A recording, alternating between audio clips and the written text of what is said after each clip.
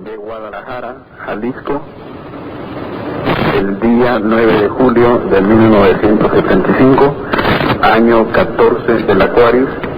Nos encontramos reunidos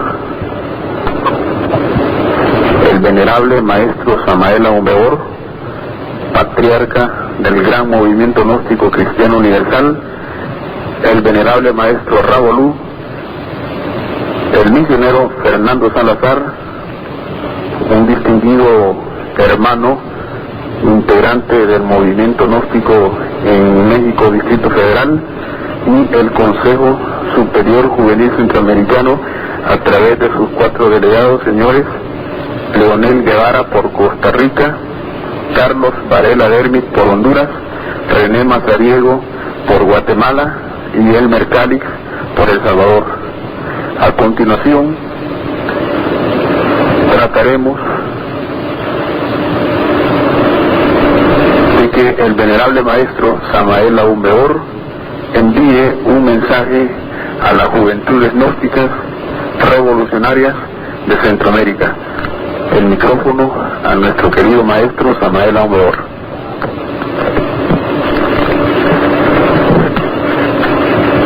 A las juventudes gnósticas revolucionarias de Centroamérica me dirijo.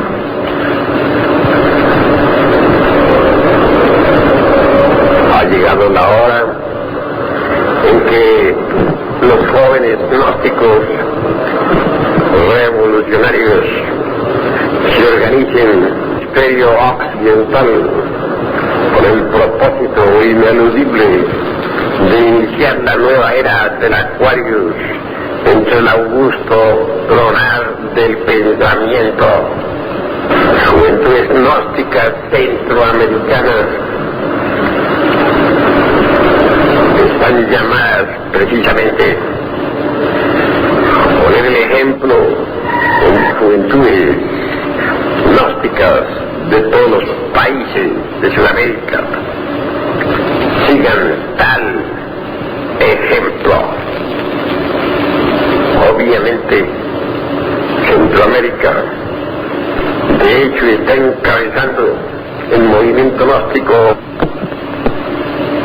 Los jóvenes centroamericanos, llenos de energía,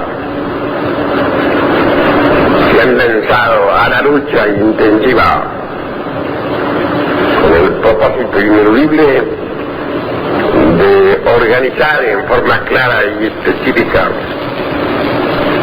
los escuadrones del Ejército de Salvación Mundial.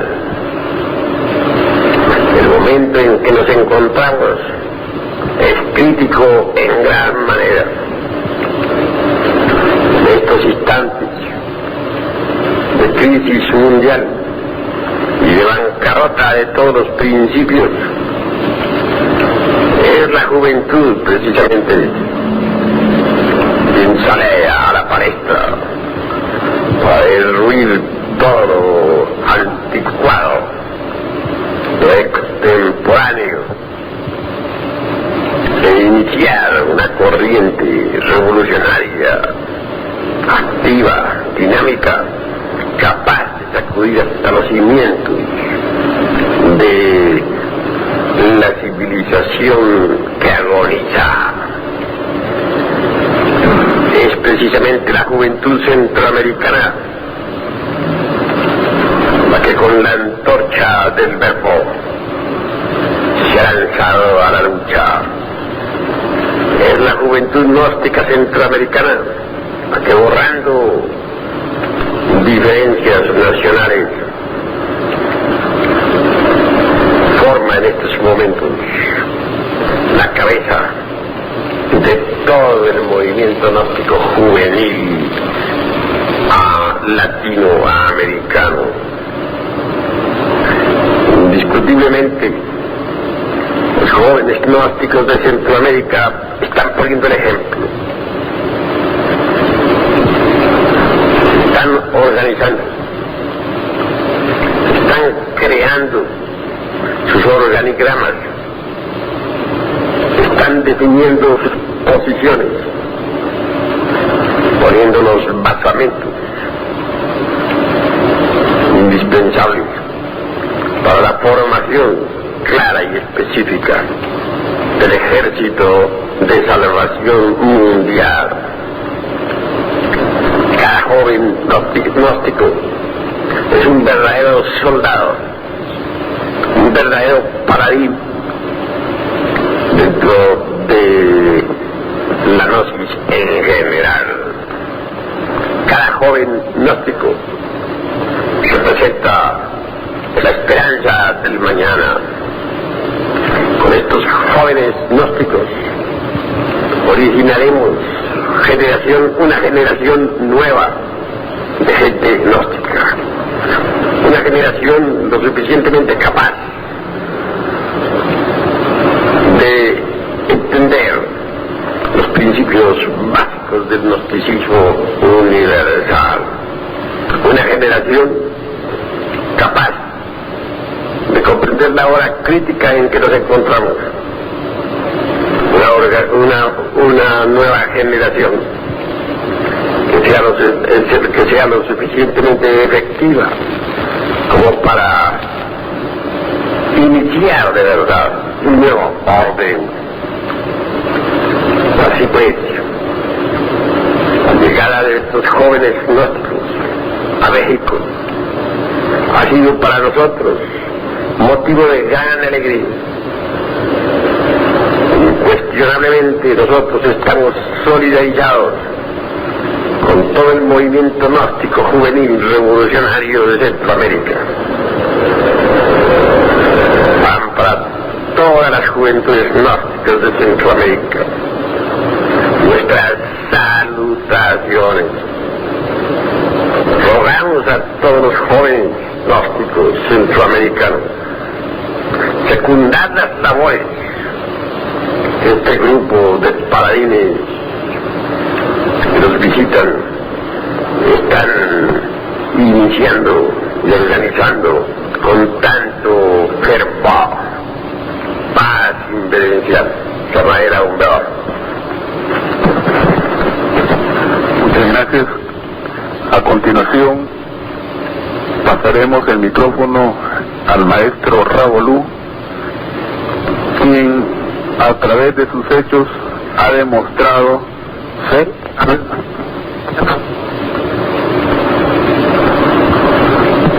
juvenil en Centroamérica.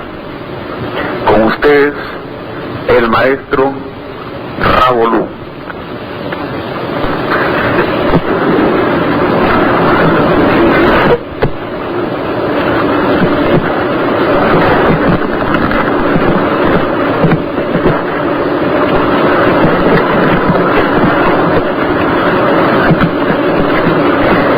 Momentos doy mi fraternal saludo a los hermanos delegados que han venido de los diferentes países de Centroamérica representando a las juventudes, que para mí ha sido una de las mejores sorpresas que he tenido en estos instantes de estrechar mis manos con este grupo de hermanos que están dispuestos a seguir adelante en la gran batalla por la juventud, que es en estos momentos para nosotros lo más grande dentro del movimiento gnóstico, en cuanto a que sabemos que la juventud es el pueblo de mañana y sabemos de antemano que están dispuestos a avanzar con fuerza, con poder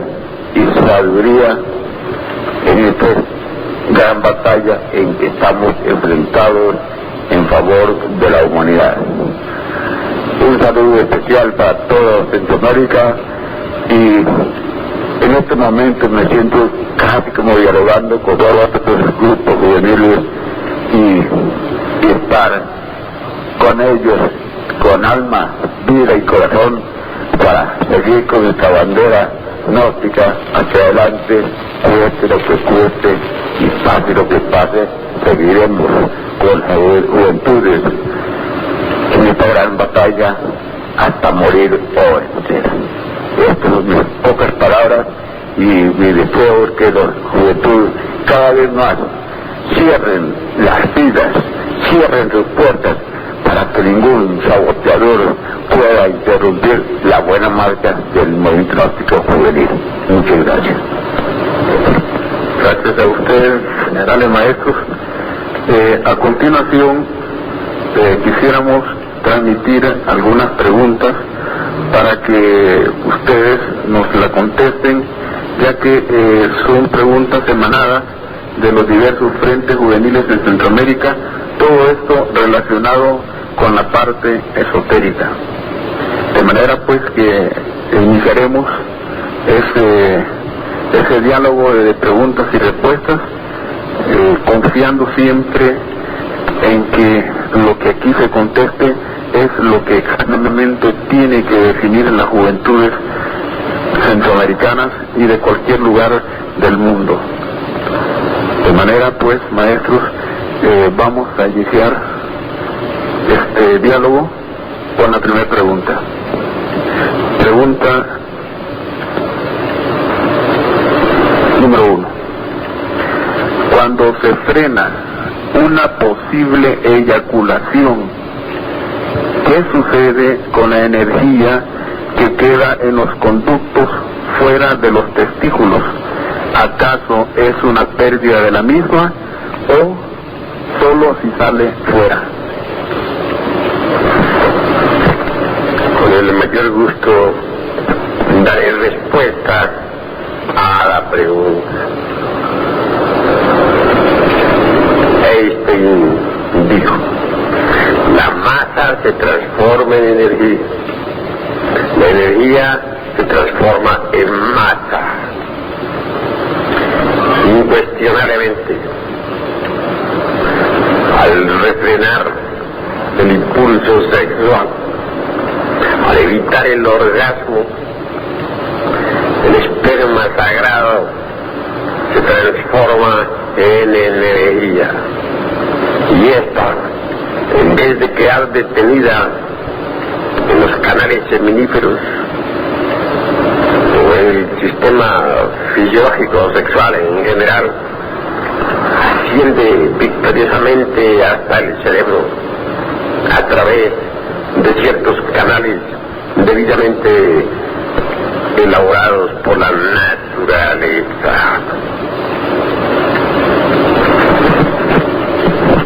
Muchas gracias. Maestro, ¿qué sucede cuando el hombre llega virgen al matrimonio? La virginidad del cuerpo, todos la hemos tenido. Lo importante es reconquistar la virginidad del alma. Y para ello se hace indispensable disolver el yo de la psicología. Este no es más que un conjunto de elementos psicológicos inhumanos que cargamos en nuestro interior. Eso es todo. Muchas gracias, maestro. Aquí tenemos otra pregunta y es la siguiente: ¿qué debe hacer una persona que tiene facultades de medium para aprovecharlas dentro del gnosticismo? Bien sabemos lo que es el mediumismo espírita. Este conduce inevitablemente a la epidemia. Obviamente, quienes sufren de epilepsia en vidas precedentes se dedicaron al mediumismo espírita.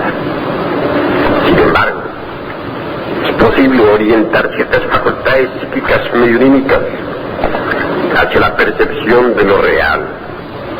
Para ello, se hace urgente e inaplazable en tales casos una verdadera asepsia moral del sujeto mediunímico.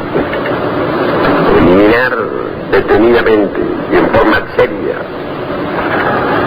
los defectos psicológicos, no asistir más a centros espíritas, estudiar la gnosis y hollar con firmeza la senda del filo de la navaja. Tales recomendaciones, estoy seguro, podrían las facultades, aquellas del medio, pasar por una transformación y convertirse en algo voluntario y hasta útil para experienciar en el terreno de lo trascendental. Muchas gracias, maestro.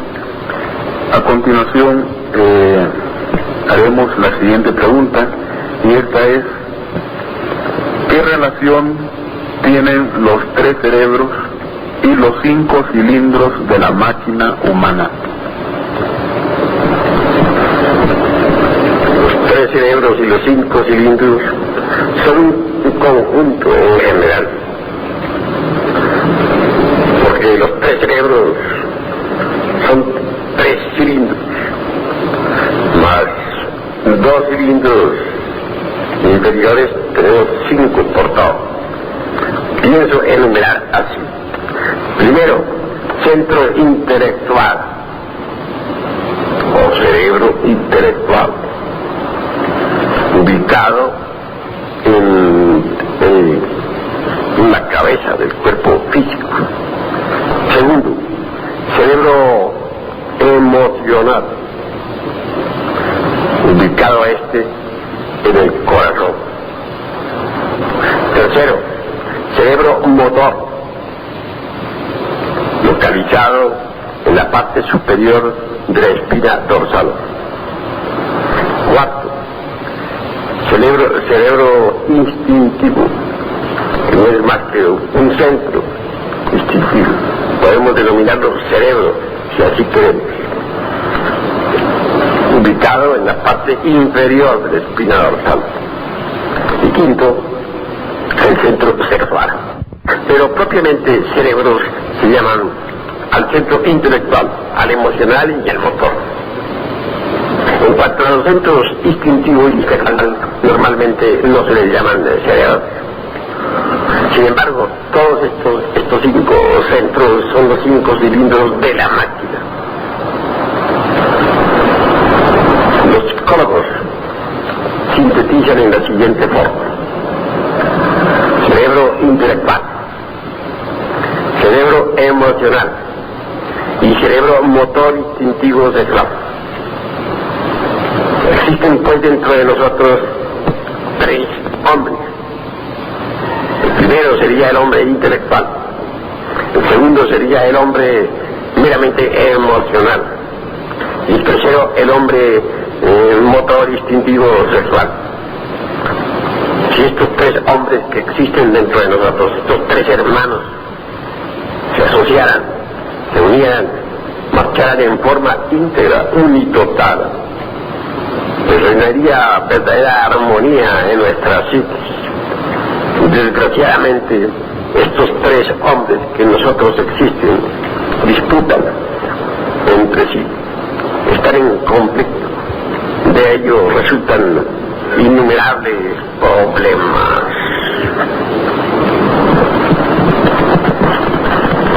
Muchas gracias, maestro.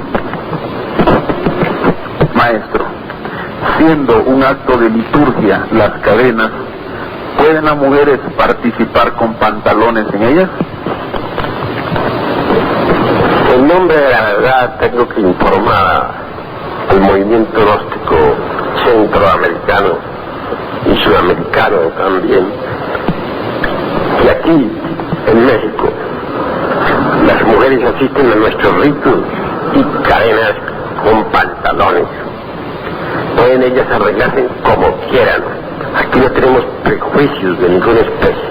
Es lamentable que en los países centroamericanos y sudamericanos existan todavía esa clase de prejuicios. Muchas gracias, maestro.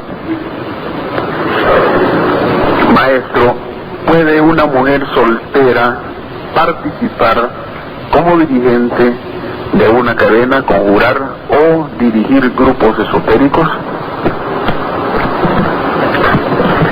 La mujer y el hombre tienen los mismos derechos. Así pues, si el hombre tiene derecho a dirigir cadenas, grupos esotéricos, etcétera, etcétera, etcétera, la mujer también tiene los mismos derechos. En otros tiempos, en las Canarias, quienes bautizaban a los niños eran las sacerdotisas, las mujeres. Considero pues que la mujer es parte activa en la liturgia también. No quiero decir aquí que las mujeres hagan el papel de sacerdotes, pero sí considero que tienen pleno derecho para dirigir cadenas y hasta para hacer pláticas, etc.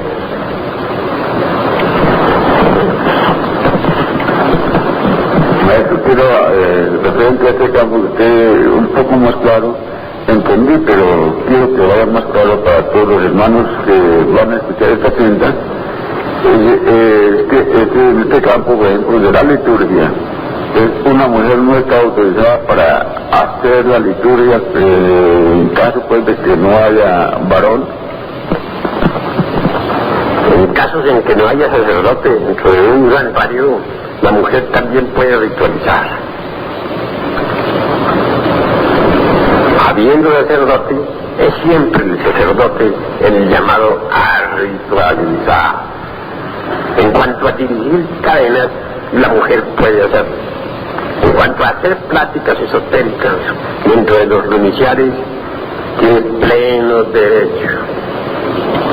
Si nosotros despertamos conciencia, podemos verificar por sí mismos en los mundos superiores de conciencia cósmica, las valquirias ofician litúrgicamente dentro de los monasterios, dentro de los santuarios, etc. No quiero decir que ellas hagan personalmente los ritos que corresponden al sacerdote, pero sí juegan un papel importantísimo en tales ritos. Ellas dirigen vocalizaciones, meditaciones, ayudan en la unción gnóstica, etcétera, etcétera, etcétera. Pero claro, el ritual puro, concreto, debe ser del sacerdote o varón.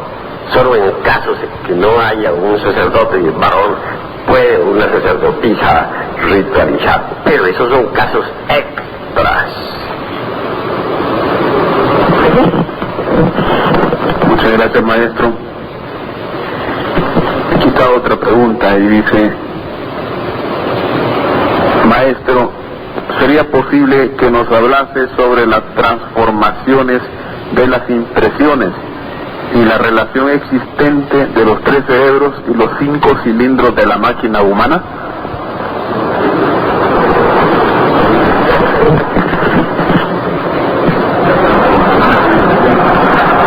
Incuestionablemente tenemos 3 clases de alimentos. El primer alimento corresponde al estómago. El segundo alimento está relacionado con la respiración. Mas existe un tercer alimento y este es el de las impresiones. Es el más fino, el más delicado. Todos vivimos en un mundo de impresiones. Lo que vemos llega a nuestros sentidos y de allí pasa a la mente. Esas son las impresiones. Ver a una persona nos da una impresión, ver a otra es otra impresión. Ciertamente no vemos la cosa en sí, como dijera don Immanuel Kant, el filósofo de Königsberg. Únicamente llegan a nuestro cerebro las impresiones de las cosas. Nunca vemos a las personas en sí mismas, mas sí llegan a nuestra mente las impresiones de las personas. Todos los acontecimientos son impresiones. Cualquier evento, por insignificante que sea, implica impresiones que llegan al cerebro. Transformar tales impresiones es esencialmente edificante y también dignificante. Uno puede aprender a recibir con agrado las manifestaciones desagradables de nuestro semejante. Cuando así se procede, transformamos las impresiones en forma extraordinaria, maravillosa. Las impresiones en sí mismas corresponden al hidrógeno 48. Cuando las transformamos, se convierten en hidrógeno 24, que sirve para alimentar el cuerpo astral. Transformar pues las impresiones es vital. Quienes aprenden a sublimar el hidrógeno 24, incuestionablemente pueden transformar al mismo en hidrógeno 12, que sirve para la alimentación del cuerpo mental. Y las almas selectas transforman el hidrógeno 12 en hidrógeno 6, con el cual alimentan al cuerpo causal. Pero veamos el basamento, el principio. El hidrógeno 48, el mundo físico, las impresiones sensoriales externas que llegan a la mente a través de los sentidos. Quienes no aprenden a transformar esas impresiones, inevitablemente dejan sin alimento a los principios anímicos y espirituales. Hay personas que demoran mucho tiempo en digerir una impresión. Hay personas que no digieren una impresión jamás. Nosotros debemos aprender a transformar y a digerir las impresiones instantáneamente. Esto es posible si permanecemos alertas y vigilantes como el vigía en época de guerra. Alguien nos hirió, nos insultó. Transformemos inmediatamente esa impresión. Recibamos con agrado esa manifestación desagradable. Y la digestión de la misma será instantánea. Entonces el hidrógeno 48 será transformado en 24. Tenemos una cantidad. ¿Alguien nos ofreció alguna copa? ¿No quisimos beber?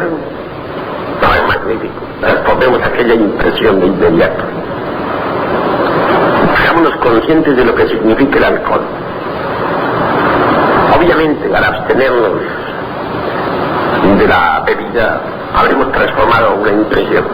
Sí, la habremos convertido en hidrógeno 24. Y si ahondamos algo más, si comprendemos mejor la obra que hemos hecho, entonces, incuestionablemente ese hidrógeno 24 se transformará en 12 y hasta en 6. Si nosotros no aprendemos a transformar las impresiones, sencillamente nos convertimos en víctimas de nuestros semejantes. Es lamentable ver cómo las gentes hacen lo que otras gentes quieren que hagan. Si nos golpean, golpeamos. Si nos adulan, nos sonreímos. Si nos insultan, insultamos. Somos verdaderamente máquinas movidas por impulsos externos. Y somos así porque no hemos aprendido a transformar las impresiones. Cuando uno aprende a transformar las impresiones, deja de ser máquina. Hace lo que desde su interior le fluye. No se deja mover por las fuerzas externas. Adquiere verdadera individualidad. Así pues, es indispensable transformar impresiones. Para cada evento de la vida debemos tener un boleto conscientivo especial. Cualquier evento implica de hecho un estado de conciencia. Por ejemplo, si nosotros aguardamos un gran acontecimiento, tal vez un matrimonio o un viaje, llegado el día no tenemos el estado de ánimo requerido para el mismo. El matrimonio o el viaje se nos hará aburridor. Ustedes en la fiesta a gentes aburridas. Son gentes cuyo estado de ánimo no está de acuerdo con el festejo. Mas si esas gentes tuvieran un estado de ánimo preciso, si tuvieran tal estado de ánimo de acuerdo con la fiesta, no estarían aburridas.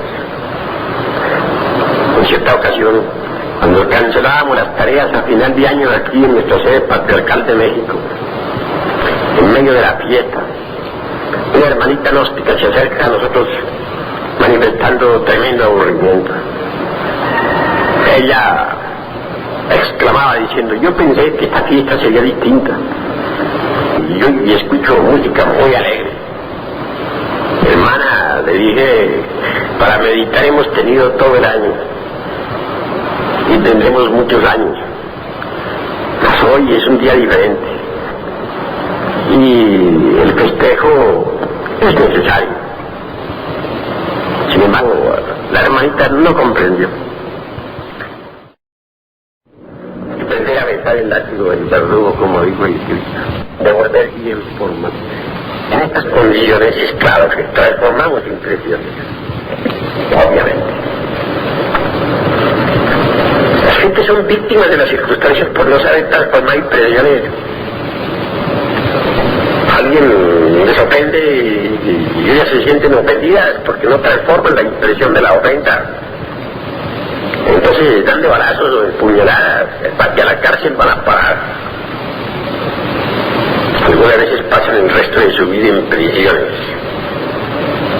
Si es que un abogado muy hábil no les saca de las mismas. Gentes que vivían contentas, bastó con que alguien que no gustaba de ellas les hiciera tal o cual ofensa para... De la noche a la mañana resultaron convertidas en víctimas porque a otro le vino en gana. Fíjate que aquel pues dijo, decidió con la palabra les ofendiera de alguna forma, y como no supieron transformar a dichas personas las impresiones, pues a la cárcel fueron a parar. Amargaron su vida y la vida de sus familiares. Así pues, la gente son víctimas de las circunstancias. No han aprendido a manejar las circunstancias. Las gentes son como instrumentos musicales donde cada cual puede tocar públicamente y a la luz del día. Y al son que nos tocan bailamos. Pobres gentes. Cada cual hace de nosotros lo que le da la gana. ¿Quieren vernos contentos? Denos unas cuantas palmaditas en el hombro y estamos felices. Pero si alguien le da su gana vernos tristes, nos dice unas cuantas palabras duras, nos hiere el amor propio y inmediatamente nos ponemos con caras de palo. Es decir, no somos dueños de nosotros mismos, somos meras marionetas movidas por todo el mundo, víctimas de todos nuestros semejantes. ¿Por qué? Porque no hemos aprendido a transformar las impresiones.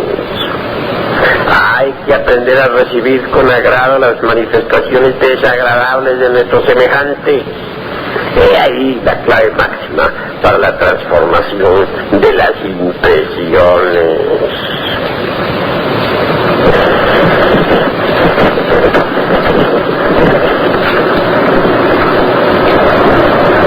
Venerable maestro, podemos preguntarle de qué manera penetran las impresiones dentro de los cilindros de la máquina humana y cuál es la forma en que estorban o estropean los cilindros de la máquina humana las impresiones mal transformadas.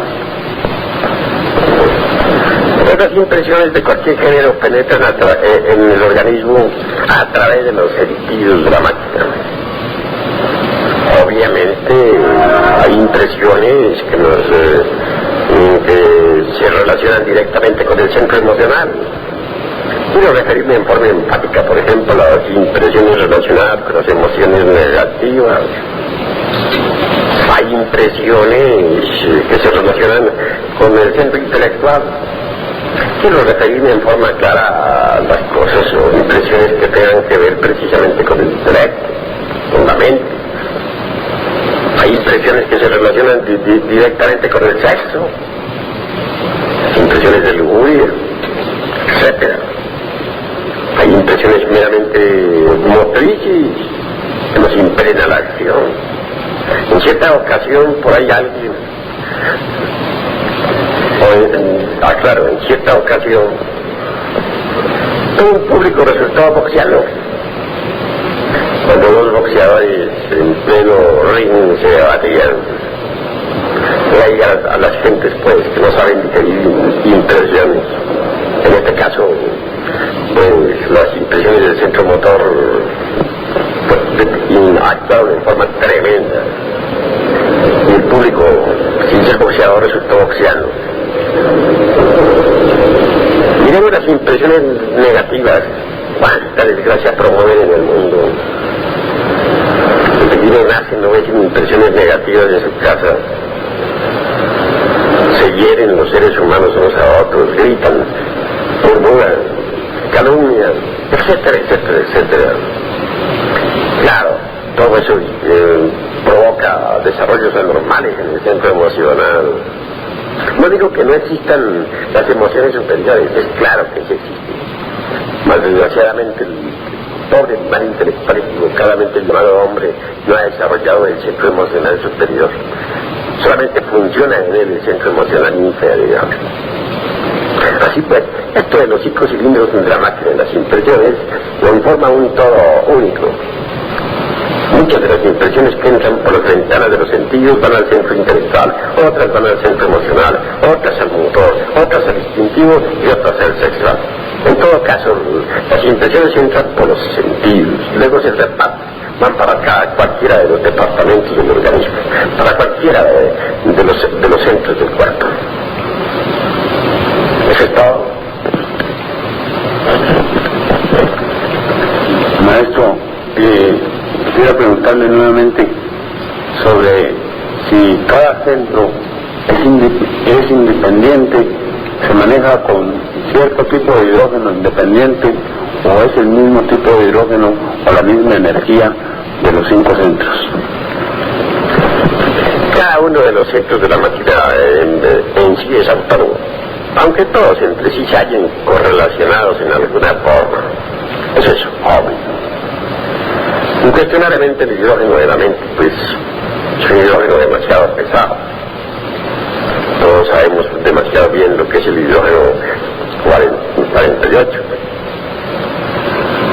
En cuanto al hidrógeno emocional, que es el 24, es un poquito mejor.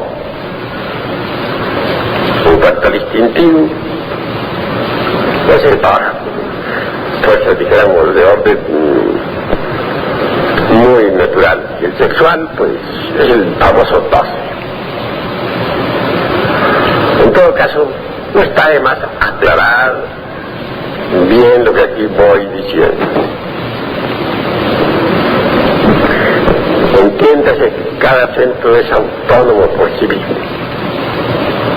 Entiéndase que a pesar de ser autónomo se haya correlacionado con otros centros. Incuestionablemente los centros intelectual, emocional, motor, instintivo, sexual, etcétera, etcétera, etcétera, forman, dijéramos, un sistema entero, mediante el cual nos ponemos, digamos, en contacto con las impresiones que nos quedan a través de los sentidos. En todo caso, mis queridos hermanos, comprendamos que la Torre de Babel, esa torre de que nos habla la mitología hebraica, está dentro de nosotros mismos, aquí y ahora. Los centros intelectual, emocional, motor, instintivo y sexual es muy importante conocerlos. El maestro G decía que habían 7 niveles de hombres, y yo estoy de acuerdo con eso. El primer nivel de hombres, decía él, es el nivel puramente instintivo. El segundo, decía, es el nivel meramente emocional. El tercero es el nivel intelectual.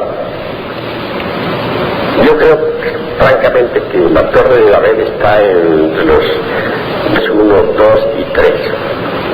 Porque las gentes que viven en los niveles 1, 2 y 3 no se entienden entre sí. Allí hay confusión de lenguaje. Hay gentes que tienen ubicada su conciencia totalmente en el cerebro. Esas gentes no pueden entender a las gentes que tienen ubicada su conciencia en el centro emocional. Hay gentes que tienen ubicada su conciencia en el centro emocional. Esas gentes no entienden a la gente que tiene ubicada la conciencia en el cerebro intelectual. Hay gentes que tienen ubicada la conciencia en el cerebro instintivo motor sexual. Esas gentes jamás entenderían al emocional ni al intelectual, etc.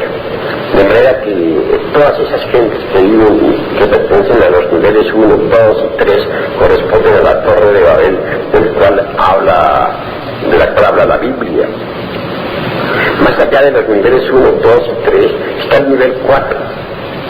Los hombres del nivel 4 tienen los centros de la máquina totalmente equilibrados.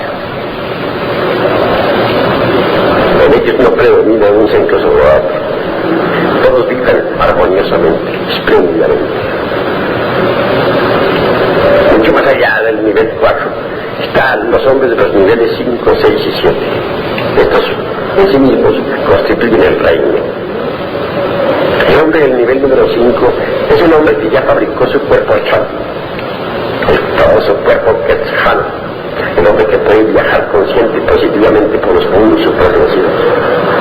En cuanto al hombre del nivel número 6, es aquel que ya se dio el lujo de fabricar para su uso personal un cuerpo mental. Este puede viajar conscientemente entre el entendimiento de la naturaleza. El hombre del nivel número 7 es aquel que ya se dio el lujo de crear el cuerpo causal. Obviamente este recibe en sí mismo los pensamientos espirituales y se convierte en un hombre de verdad, un hombre auténtico. Así pues, los hombres números 5, 6 y 7 constituyen el reino, pero los hombres números 1, 2 y 3 constituyen la Torre de Babel. Las guerras que hay sobre la faz de la tierra, los problemas que se suscitan por todas partes, la confusión continua en que vive esta humanidad, se debe siempre a los hombres de los niveles 1, 2 y 3. Hasta aquí pues esta explicación.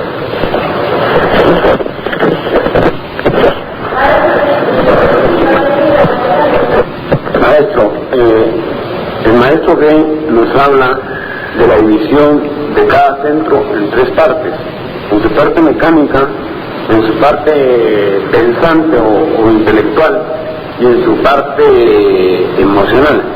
¿Es esto realidad? Incuestionablemente cada uno de los centros principales de la máquina pues está a su vez subdividido en 3 partes importantísimas. Mas existen muchas otras subdivisiones no mencionadas por el maestro G. En el centro intelectual haya algo del centro emocional y del centro motor, eso no lo podemos negar. En el centro emocional exista algo del intelectual y del motor, no lo negamos. En el centro motor, por ejemplo, exista algo del intelectual y del emocional, es cierto. Ahora, en cuanto al centro instintivo, puedo decirles que el centro instintivo sabe más de lo que la gente se supone. Si las gentes no entorpecieran las actividades del centro instintivo, vivirían sanas. No habría enfermos sobre la faz de la tierra. El instinto es muy sabio. El instinto es el que mantiene el organismo funcionando. Si un enfermo podría curarse si obedeciera totalmente al centro instintivo. Y en cuanto al centro sexual, puedo decirles a ustedes que es magnífico. Y allí sale pues el famoso hidrógeno sexual C12, con el cual podemos nosotros transformarnos radicalmente. En todo caso, estoy de acuerdo con esa subdivisión que hace el maestro G. No tengo nada que objetar. Maestro,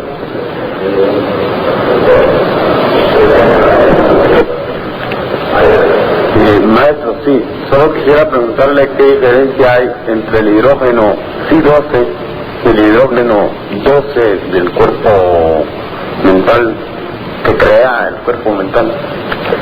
Con el mayor gusto daré esta explicación. El hidrógeno tose es el hidrógeno que alimenta al cuerpo mental. Pero en cuanto al hidrógeno sexual, sí tose, es diferente. Es el hidrógeno que resulta de las transmutaciones sexuales. Ahora bien, quiero que sepan ustedes de forma clara que esto del hidrógeno sexual ha sido tomado por el maestro G de forma simbólica. Porque realmente el hidrógeno sexual citose mencionado por el maestro G no es otra cosa más que el mercurio de la filosofía secreta. Obviamente el esperma, al ser transformado, se convierte en el mercurio. Es decir, el mercurio en sí mismo, ese mercurio del cual hablan los viejos alquimistas medievales, es el alma metálica del esperma. El famoso hidrógeno sexual de C12 que habla el maestro G. Pero los viejos alquimistas no le denominaban como hidrógeno, sino como mercurio. Y hasta enseñaban el secretum secretorum, ese artificio sencillo y maravilloso de Maituna, mediante el cual es posible fabricar el mercurio, elaborar el mercurio. Incuestionablemente, pues, es por el mercurio por el que vamos nosotros a crear los cuerpos existenciales superiores del ser. Podría decir que hay tres clases de mercurio. Primero, el mercurio en bruto, o azote en bruto, o mineral en bruto, que es el esperma. Segundo, transformado, que tenemos el alma metálica del pisco, el mercurio de la filosofía secreta. Y tercero, tenemos nosotros el mercurio fecundado por el fuego sagrado, es decir, por el azufre de los alquimistas. Cuando el mercurio fecundado por el fuego sagrado asciende victorioso por la espina dorsal, decimos que el iniciado ha despertado a Kundalini. Incuestionablemente Kundalini, subiendo por la espina dorsal de la zeta, está el azufre y mercurio, fusionados, integrados totalmente. Obviamente, el excedente del azufre y mercurio viene a cristalizar en los cuerpos existenciales superiores del ser. Así es como venimos a poseer esos vehículos. Las gentes comunes y corrientes no poseen los cuerpos astral, mental y causal. Hay que fabricarlos. Y solamente es posible fabricarlos por medio del mercurio de la filosofía secreta. Hasta aquí esta explicación somera. Muchas gracias, maestro. Venerable maestro, ¿podría hablarnos sobre la relación entre rayos, signos y planetas? Con el mayor gusto haremos respuesta a esa pregunta. Rayos, signos y planetas. Cualquier persona nace bajo un determinado planeta, de acuerdo con la astrología. Unos nacían bajo la Luna, otros bajo Mercurio, aquellos bajo Venus, los demás allá bajo el Sol, etcétera, etcétera, etcétera.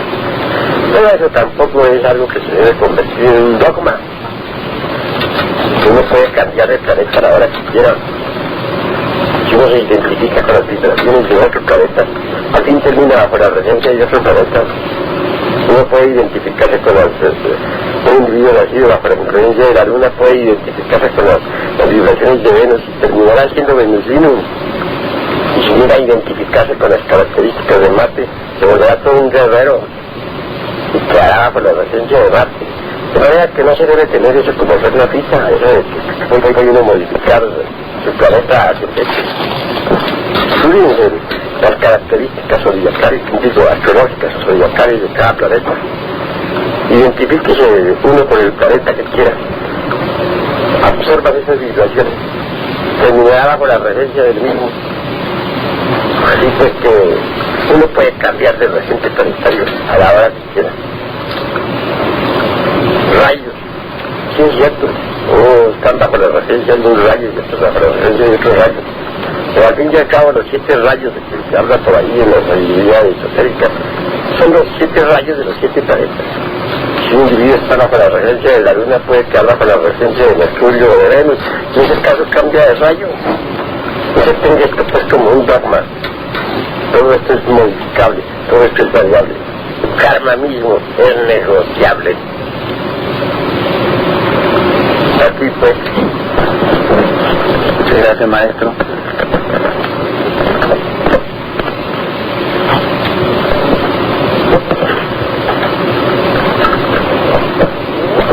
venerable maestro, dado que las actividades esotéricas y exotéricas de la juventud gnóstica interfieren con las actividades programadas y desarrolladas por los movimientos gnósticos en sus respectivos locales, es recomendable que las juventudes tengan sus propios locales donde desde luego se impartirían conferencias públicas.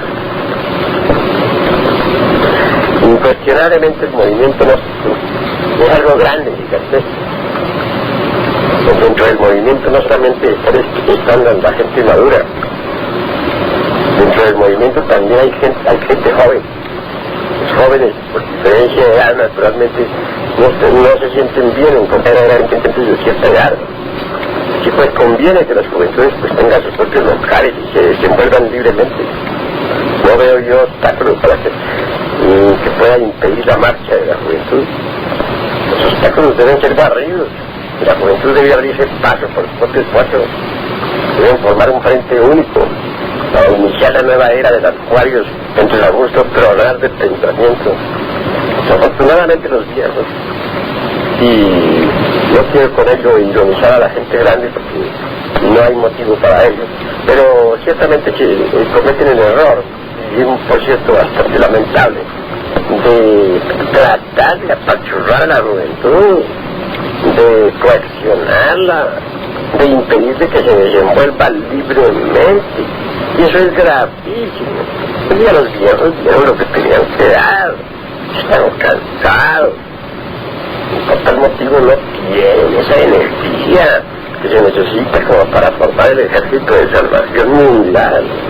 No tienen esos brillos, ya están gastados, algunos temblorosos, y con su voz ya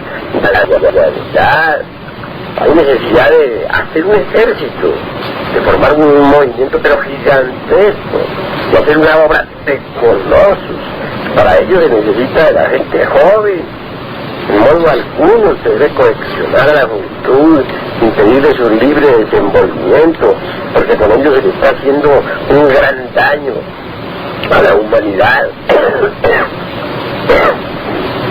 Los viejos tienen sus preconceptos ya muy agarrados, en sus sistemas de moral ya muy caducos.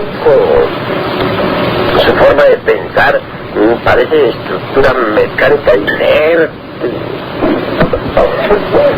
No salen de ahí, no pasan a lo nuevo, no se abren a lo nuevo, y eso es lo grave. La juventud pues todavía puede abrirse a lo nuevo, tiene iniciativas que llevan a la acción rápidamente. Los viejos permanecen alrededor de una mesa directiva discutiendo cualquier tontería, horas y horas y horas enteras, y al fin no hacen nada. La juventud es diferente, abre brecha. Por lo tanto, esa es la juventud. Nosotros tenemos puesta la esperanza. No quiero con esto subestimar a los viejos. No, eso no es lo que yo quiero.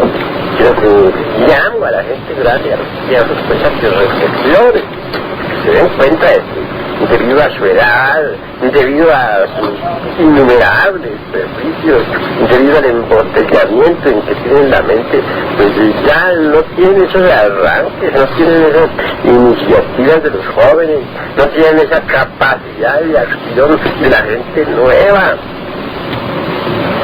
Con todas estas y otras cosas, pues, lo mejor es que los jóvenes tengan sus propios locales, y se reúnan, que allí se debatan y que resuelvan sus problemas, sin la coacción de los viejos.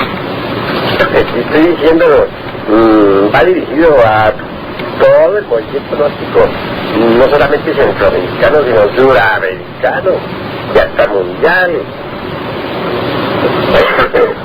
Debemos pensar en que la nueva era de las cuales necesita de supremos esfuerzos. Los viejos, aunque tengan muchas ganas de luchar, aunque de verdad lo hagan con toda sinceridad, ya están agotados debido a los años.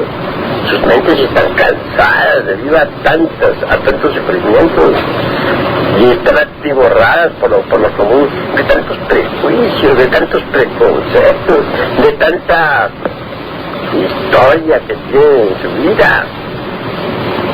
Los nuevos son distintos, están abiertos pues a una nueva era, piensan diferente. No interrumpamos a los jóvenes, porque por eso no hacemos sino dañar el movimiento gnóstico, impedir la marcha de este glorioso movimiento hacia un futuro maravilloso. Permitamos que la gente joven gnóstica se desenvuelva libremente, porque ellos, con toda esa actividad que poseen, con toda esa fuerza vital acumulada, pueden realizar verdaderos prodigios. Considero necesario que las juventudes centroamericanas se unan totalmente y que formen contacto de estructuras con las juventudes suramericanas.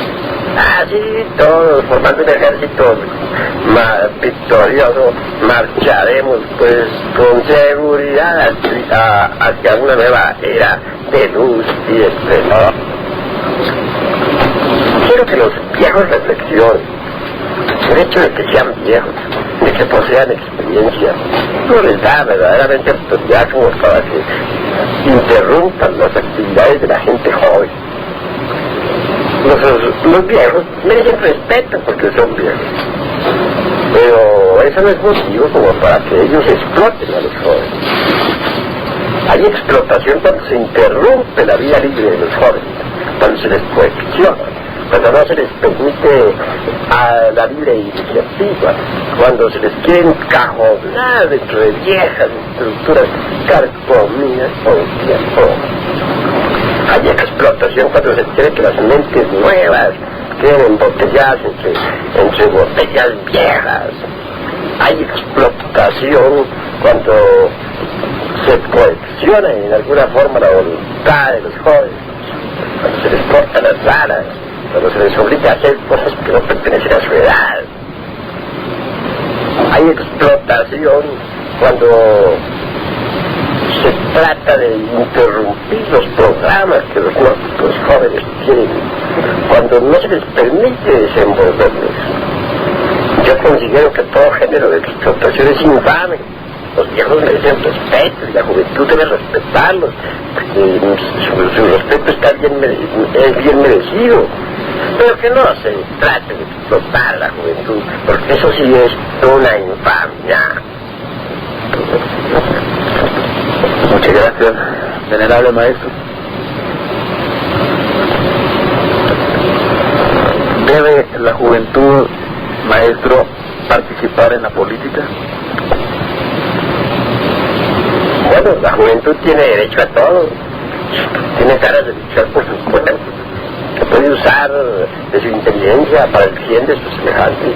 Justamente tiene todo el derecho. Así es. No veo motivo como para que se cuarten las ideas ajenas.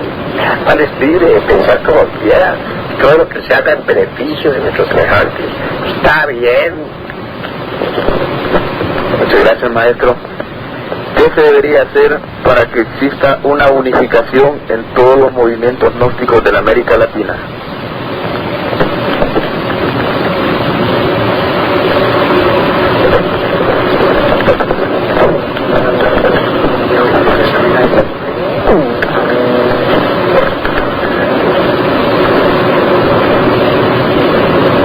Ante todo, si quieres que haya verdadera unificación entre los distintos bloques gnósticos de todo Centroamérica y Sudamérica, conceptúa necesario, indispensable, inaplazable el intercambio de misioneros gnósticos juveniles. Quiero decir, pues, que si Tolak se ha planeado, por ejemplo, de enviar misioneros gnósticos juveniles de San Salvador, por ejemplo, a Costa Rica y viceversa, pues debe extenderse ampliamente a toda la América, intercambio de juventudes gnósticas. De esa forma, pues, se va estableciendo una unión completa entre sus distintos bloques, a fin de ganar a todo el movimiento gnóstico juvenil, no solamente centroamericano, sino suramericano también, ser una organización debidamente articulada, de forma, digamos, panamericana. Eso sería lo importante. para una plena unificación. Muchas gracias, venerable maestro. Hable, maestro Samael. El maestro G nos dice que existe en cada ser humano un rasgo o defecto principal en torno al cual gira toda nuestra falsa personalidad, y que hasta el momento de descubrirlo, mediante la observación de sí o el recuerdo de sí, puede y debe dar inicio el verdadero trabajo sobre sí mismo. ¿Qué nos puede decir usted al respecto? Bueno, yo estoy de acuerdo con eso. El maestro G, obviamente cada cual tiene un rasgo característico que lo define completamente. A uno los define coraje, la ira, a otros parecen guantenorios, los demás allá parecen, pues, digamos, buitres de rapiña. El de más allá, pues, parecerá tal vez una tortuga lenta en sus acciones. El de acullá, pues, parecerá un tigre curioso. Cada cual tiene un rasgo característico que lo define para siempre. Cuando uno ha descubierto su defecto principal, resulta fácil acabar con los otros defectos, porque el principal es el que le da a uno esa característica que tiene como ego, el que permite que uno viva como ego, el que lo personifica en todas partes. Pero cuando ese principal es demolido, pues esta vieja identidad que uno carga también es demolida, se tambalea o cae definitivamente para que surja lo nuevo. Muchas gracias, maestro.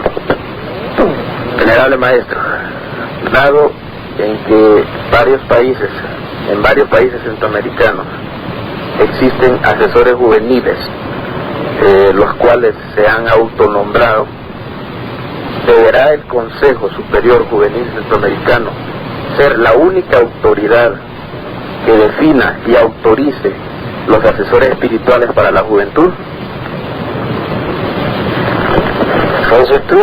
Eso de autonombrarse está mal.